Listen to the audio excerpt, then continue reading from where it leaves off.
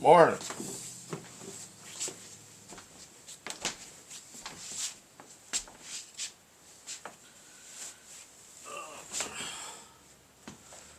Just came in from outside. I took this icicle down off of my porch, the gutter, in the corner of the gutter. It's been hanging there, calling my name. This thing was like 6 foot tall, like a log, about that big around.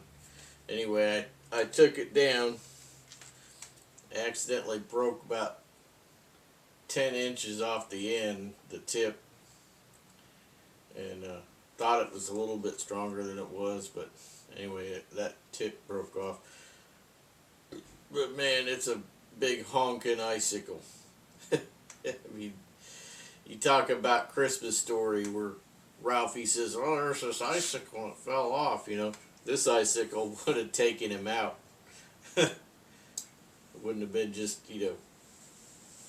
some broken glasses or something, right? Even though we know that that was the BB gun. So, anyway.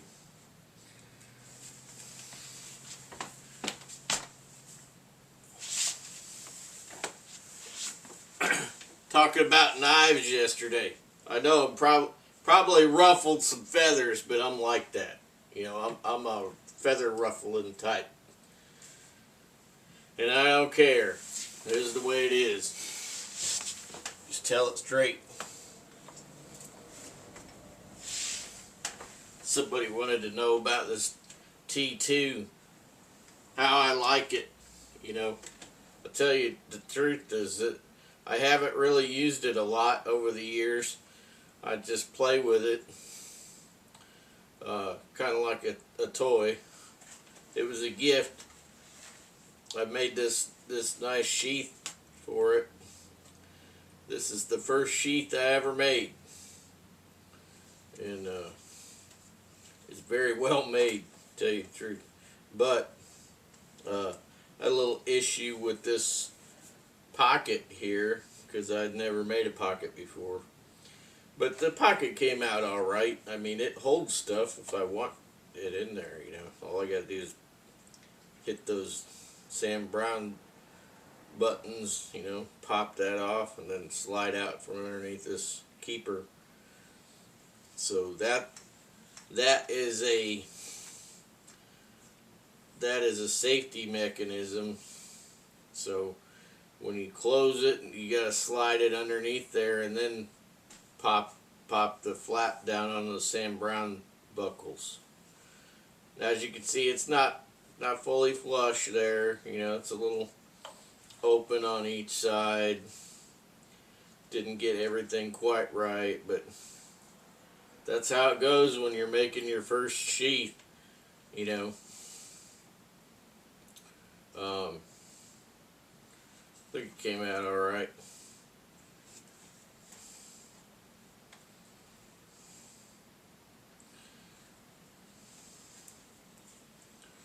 But the way I sewed it here, I use rot-proof tarred line. That's what I used.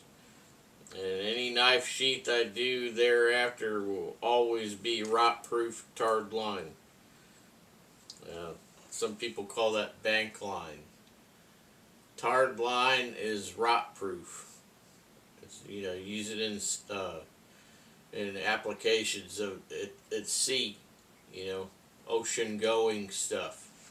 So you gotta tie things, wrap things, secure things.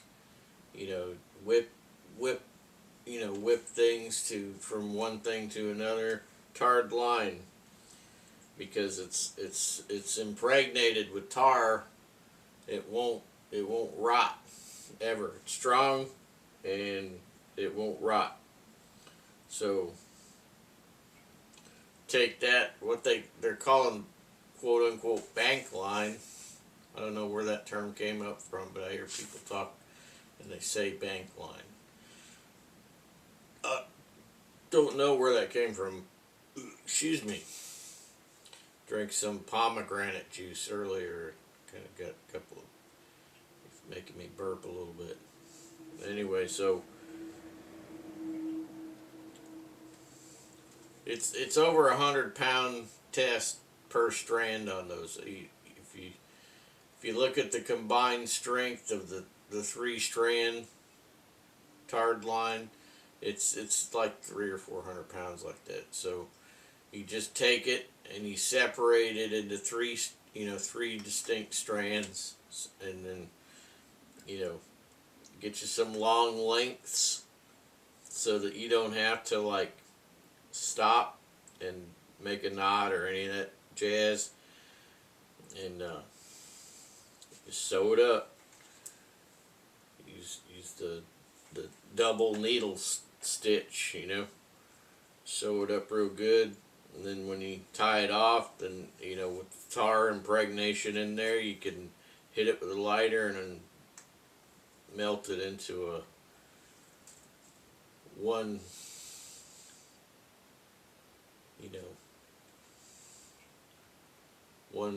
ball of tarred line, I guess you'd say.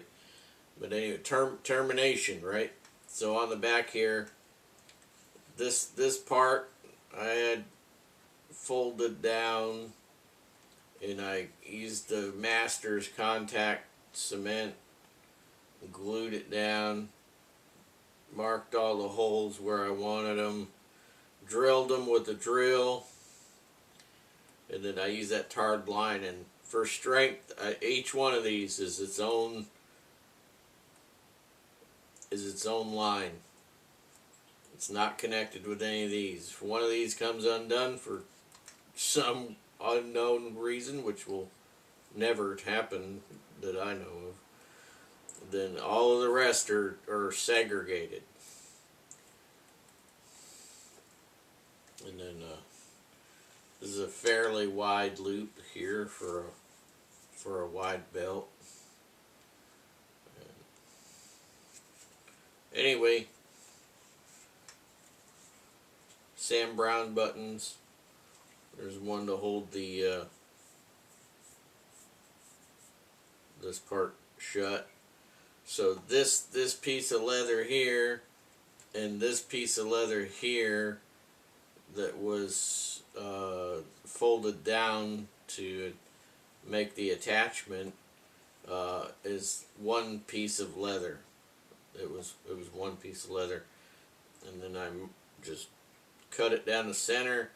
I used my Sam Brown hole punch to segregate the two here at the base, and now it's two pieces. So this is on this side, which I don't really like that too much, but it is what it is. I'm not going to be dragging this out in the middle of the wilderness probably anytime soon. It's just a nice case to keep the knife in because it was a present. So on the inside here, there is a piece of suede leather, thin suede leather, which was Master's contact cement to cover up that Sam Brown. And I don't know how large I made that. This pocket is actually sewn to this sheath. Yeah. Anyway, fire steel holder here for a like my Fire Army fire steel. Came out pretty good, I made that years ago. Probably, what was it, 16 years ago. 16 years ago I got this knife as a present. So I did some feathering here on this little stick this morning just to kind of give you an idea how well it, you know, cuts curls and stuff.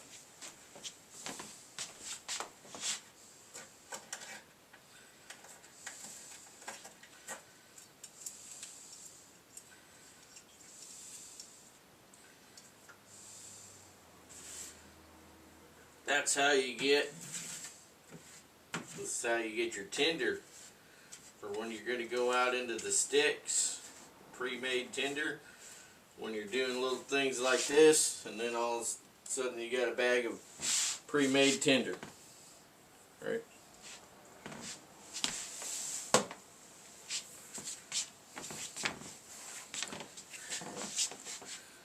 Yeah.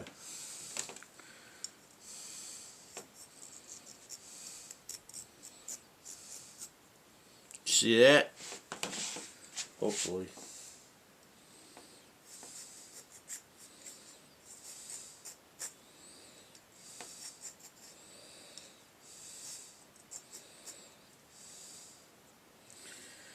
So you could do these curls with the gut hook or the quarter round, whichever you like to call it. You can do those. Alright. Or you could do regular old curls. Alright. You could do just some regular old curls.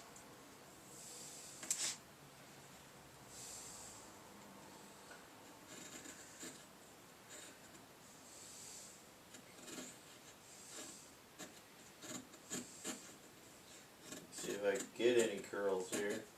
It's hard with the skinny stick.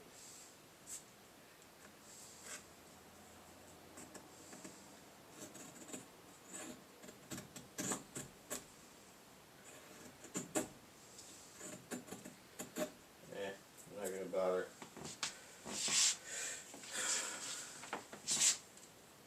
Anyway, you guys get the idea.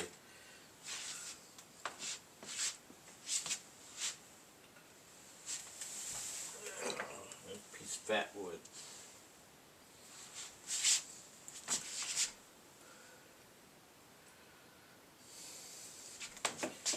Piece of fat wood.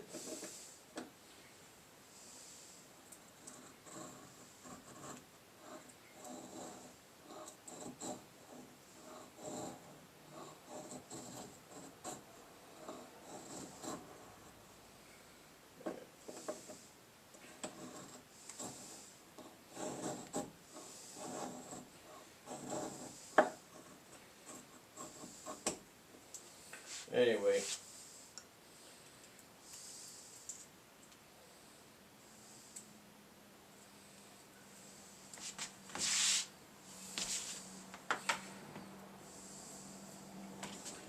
Not really in the ideal position to be doing feather sticks and stuff. You guys have seen me do 1,000 feather sticks anyway. Doesn't matter.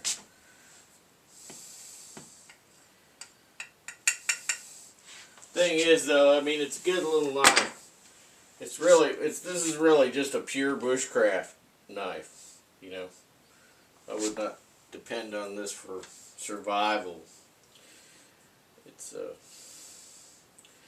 but when you're in a survival situation, you will use whatever you got. That's the thing. Right?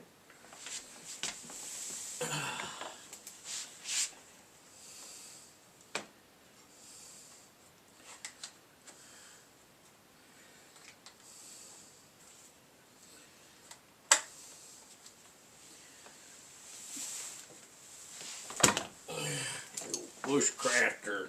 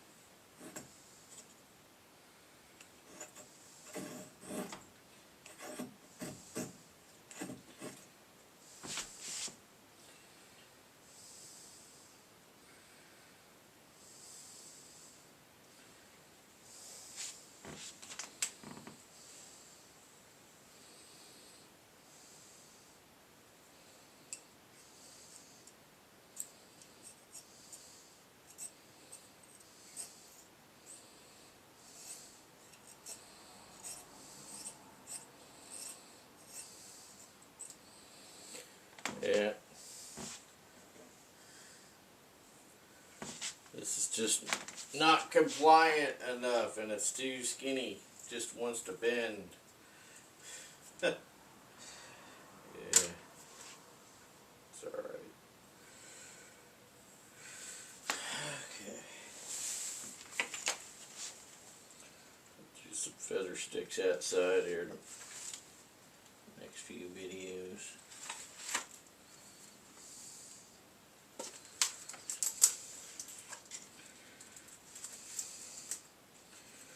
You'll notice the scales on this one are coyote brown.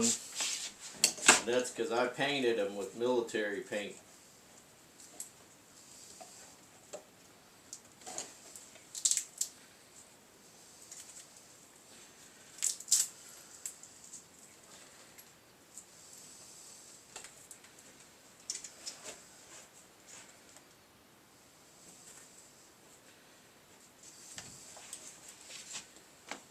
Duraflex cord lock there. That's a tough one.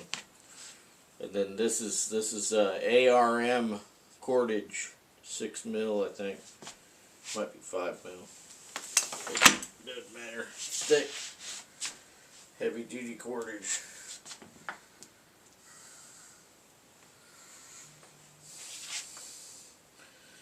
So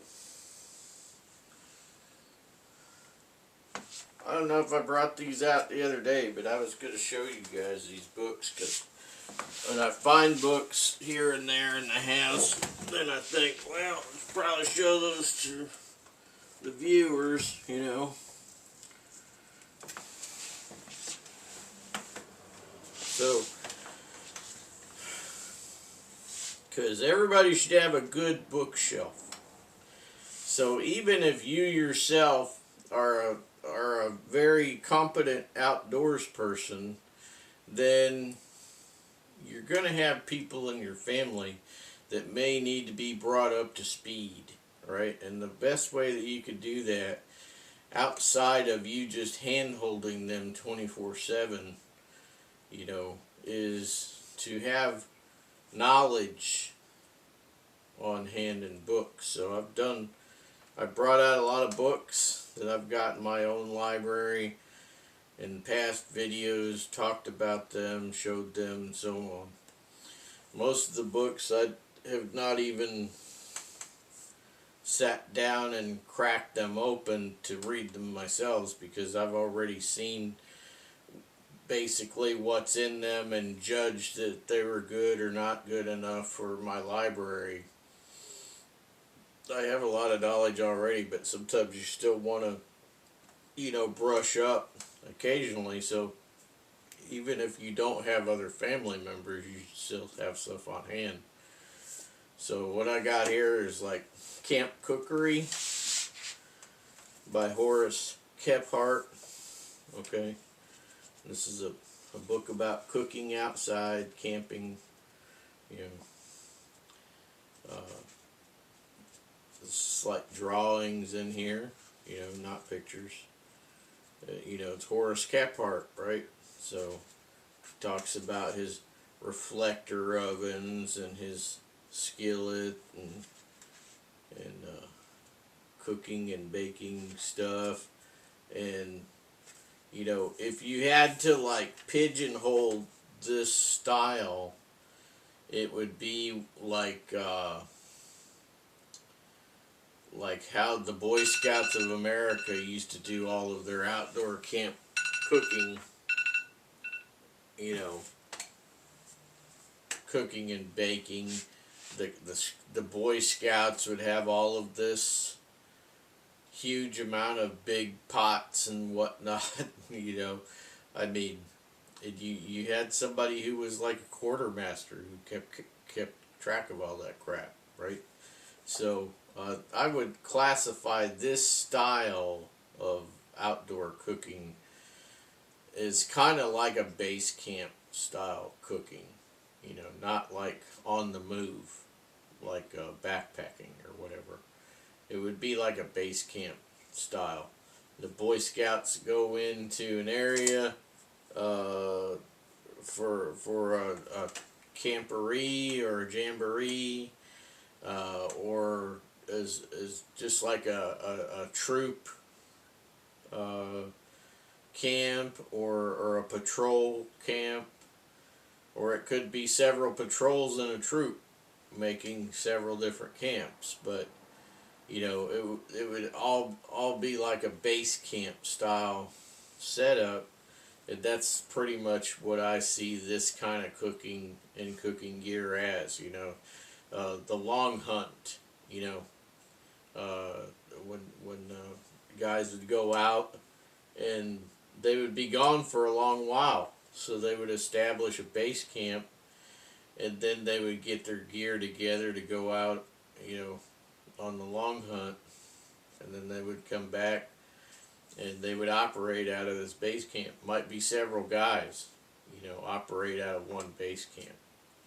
You know, so there's always somebody there watching the camp and taking care of things, you know.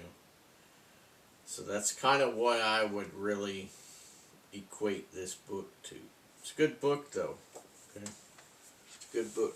See, the thing is you read all about these old ways and the way they did things in the 1800s. You know, you could, not everything is out of date. You know, sometimes you can find a nugget in one book, a nugget of information that is invaluable, right? That golden nugget is there, and it's just waiting on you to find it, right? Now, for all my buddies out there that might like cold weather stuff, here's the old Paradise Below Zero. This one is an old one I've had a long time. This is from 1968, I think. This is a copyright 1968. Paradise Below Zero by Calvin Rutstrom. Okay, this is old school.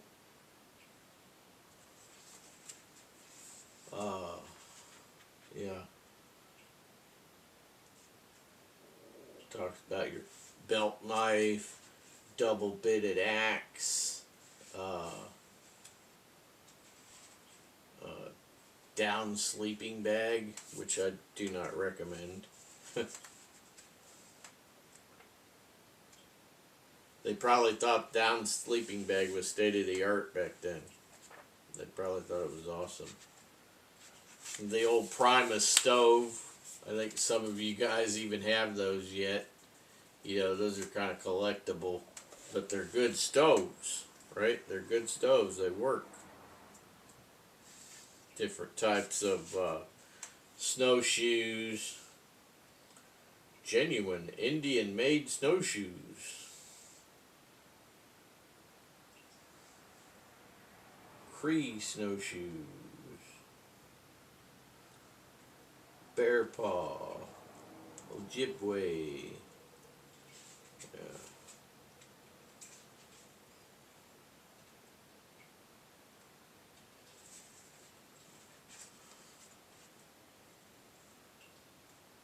Snowshoe lashings.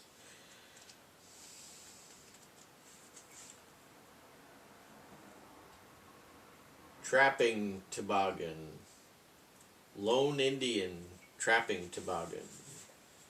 Motorized toboggan and trailer loaded with camp equipment. That's a snowmobile. Motorized toboggan. And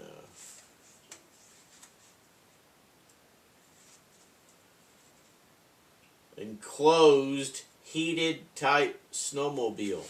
Basically, it looks kind of like a school bus with half-track school bus looking thing.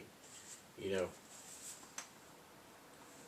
that's how they used to make some of those back in the day when they were kicking around down in Antarctica, you know.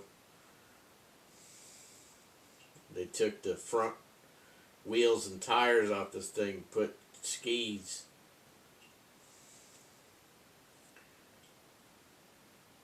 pretty cool piece of history, you know. There's some things that change, but there are a lot of things that do not change because they simply work. Now, when you had the race to the pole, the South Pole, the reason why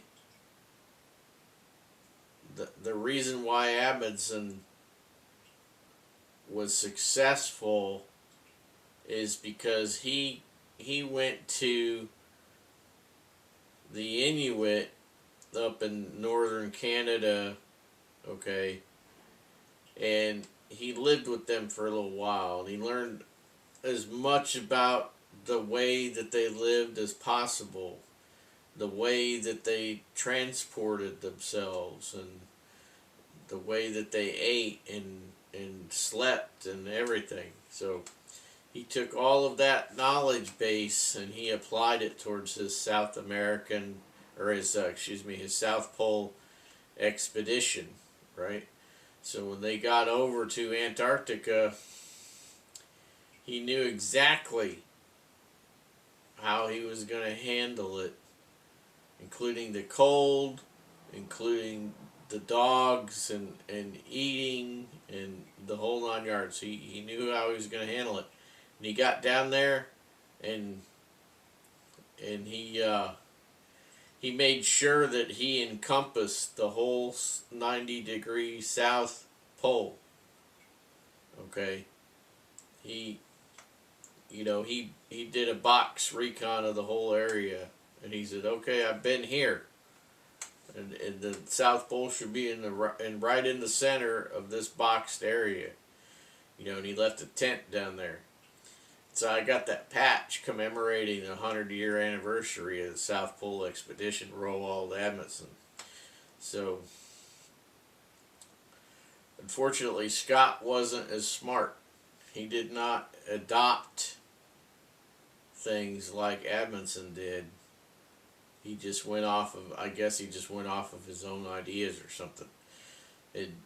All of his people were all clothed in wool, which is fine, but they really needed more than the wool. They needed more than what they had. And Amundsen, he clothed his people. Not only did they have wool knits like this, but they wore fur parkas, okay, fur anoraks, fur parkas, and they needed that because there's nothing like fur to keep you alive in the Antarctic or the Arctic, when it comes to that type of an expedition in that era, you just gotta have it. People poo-poo fur all the time anymore now because they, all those animal rights crybabies out there. And the thing is that wool and fur are the real sustainable products, not that petroleum-based crap you buy from the North Face or Patagonia. Not that crap, but this type of stuff. Yeah, I've got a wool Austrian Army wool sweater that was made in 1982. I mean, it's still good. How sustainable is that? Exactly. So, yeah.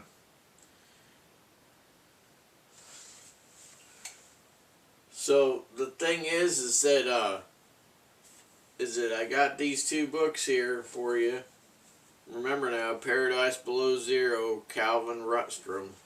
This is a good one. I recommend that you read it. And anything that you may not know might be in there.